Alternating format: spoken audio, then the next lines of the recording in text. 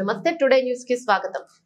Royal Enfield bullet బైక్లను చోరీ చేస్తున్న దొంగల ముఠాను మదనపల్లి పోలీసులు అరెస్టు చేశారు. దొంగల ముఠా అరెస్టుకు సంబంధించి మదనపల్లి 2వ పట్టణ సిఐ యువరాజ్, ఎస్ఐలు వెంకట సుబ్బయ్య, ఇనయతుల్లా మంగళవారం మీడియాకు తెలిపిన వివరాలు ఇలా ఉన్నాయి. మదనపల్లిలో ఈ నెల 4న బుల్లెట్ బైక్ చోరీ కంప్లైంట్ అందిందన్నారు. వెంటనే స్పందించి కేసు నమోదు చేసి 4 బృందాలతో గాలింపు చర్యలు చేపట్టడం జరిగిందని సిఐ తెలిపారు.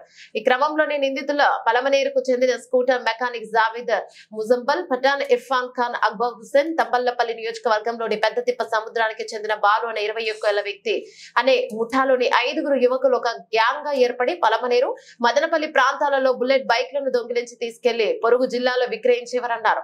దొంగిలించిన బైక్లను విక్రయించడానికి మదనపల్లి పట్టణం, కదిరి, చిత్తూరు జాతీయ రహదారిలోని ఇసుక నూతిపల్లి వద్ద దొంగల ముఠా బైక్లతో ఉన్నట్టు అందిన పక్కా సమాచారంతో తనతో పాటు ఎస్ఐలు సిబ్బంది వెంటనే వెళ్లి నిందితులను పట్టుకున్నట్లు చెప్పారు.